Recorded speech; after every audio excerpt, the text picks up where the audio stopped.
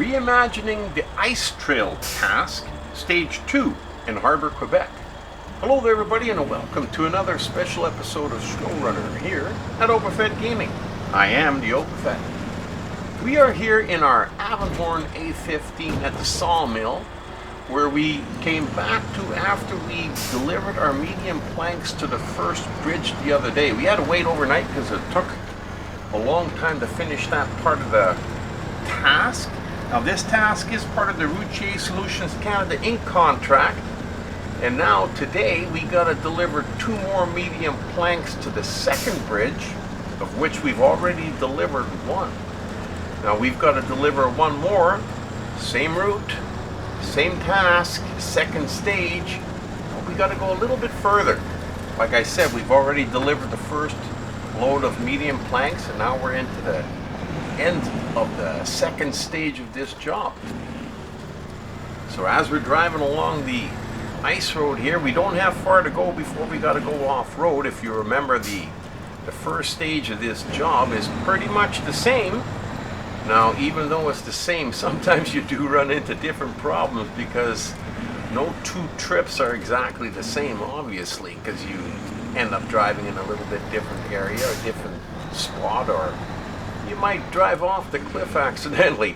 But we're going to try our best not to do that. Now we got to climb back up here again on the side of the hill, and you can see the tracks from where we were going up and down a few times delivering the previous loads, and every time going up this little embankment it's a new adventure, boy, I tell you. This time I tried to, when I get up to the top, turn a little bit earlier than planned and try to make it around that corner rather than getting stuck between the rocks. And well, we had a little bit of trouble right here, but we got in and we got into the gulch area, I guess you can call it. And we had to just push it a little bit, and we managed to get through it. Now as you can see, the ice is quite broken up from the previous trips. But if you do the same thing as the last time and stick a little bit to the right hand side where the ice is a little bit more solid, I guess, or you can't fall through it too deep, I suppose. But it's a little bit easier on the truck on that side, and then you can climb up on the solid ice here. But now, like I said, every time you do a trip, something always goes different.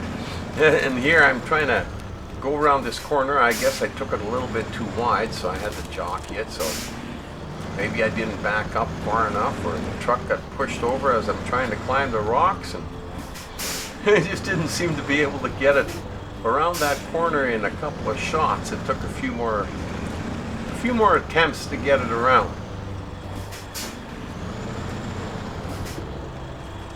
But we finally get it there. And then it's back to the grind climbing the side of the hill. Now you can see the drop-off marker location box is the black arrow and the yellow diamonds appeared on the screen. And if we could go as the crow flies, we'd be going right through the middle of the mountain, and it'd be a lot shorter distance. But we got to go around the outside as we're climbing up this little winding little track on this side of the hill here. Now when you get to the top here, there's 2 ways you can go, and I explained them in the video where we were bringing the planks to the first bridge. But over here, you can either go to the left and stay on the ice, or you can go to the right and stay on the snow. And I opted to stay on the snow because of the truck size. My truck is a short size, and it's got a short wheelbase. It makes it a little bit easier to line up for the bridge over here. Now, but if you're pulling a long trailer behind you, then I would go over the ice, because you'd never get it over this bridge. It would slide off the side because you can't line it up. But with the Avenhorn, that isn't a problem. However, when you do go over the ice, there's still the issue of trying to climb up at the end here. So it isn't easier to go over the ice, and that's why I just continue to go over the bridges when I got a truck with a short wheelbase. Now, like I mentioned before too, if you see any muddy areas, you never know whether you could just drive right through it or not, but it's best not to try it out. Why not just avoid it altogether, right? That'd be the easiest way, I think. That way you can put it behind you. Now, if you watch the other video, then you'll know that up ahead here is a mud pit, and you got to avoid that at all cost. And you cannot avoid it to the left, so you got to try to avoid it to the right. And you got to climb almost to the edge where you almost feels like you're going to fall over to the right-hand side. But just keep going straight, and I probably should have winched myself up the hill a little bit further before I started turning. It's a little bit soft and sloppy here, so I thought I'd throw the winch out. Well, I grabbed a tree that wasn't very strong, but apparently it was just enough to break me free. So there we're going again. Now, just up ahead here is the first bridge. That's the one we fixed the other day. But the next one is a little bit further up ahead.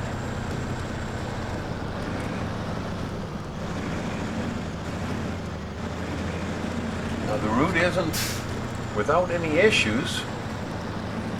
Like just up ahead here. I always go a little bit slower over areas like this, because if you do go too fast, chances that you're going to take some damage are pretty good. So just take it a little bit easier and you can climb through there. But it is a steep climb. It is a really steep climb. So the Avenhorn, with that, the load of wood on the back and the deep snow, it does have to grind it through in the high range of the low gear. But we're going to get there. We're going to get there, and we're getting close to the marker now in the drop-off spot.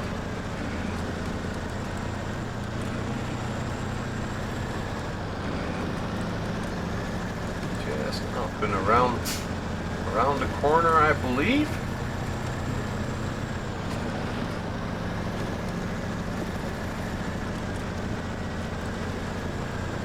And we're at the top of the mountain. Well, maybe not all the way at the top, but we're pretty close to the top, I'll tell you that. And here you got to be really careful, because the side of the rock there is kind of missing. And just try and stick tight to the left-hand side and you'll be okay. Absolutely awesome. I hope you enjoyed the video. I hope to see you back at Overfed Gaming again real soon. Until then, you've been driving in an Avenhorn A15 with a medium planks bundle on the back, being delivered to the second bridge in Harbor, Quebec. With me as your driver, the Overfed.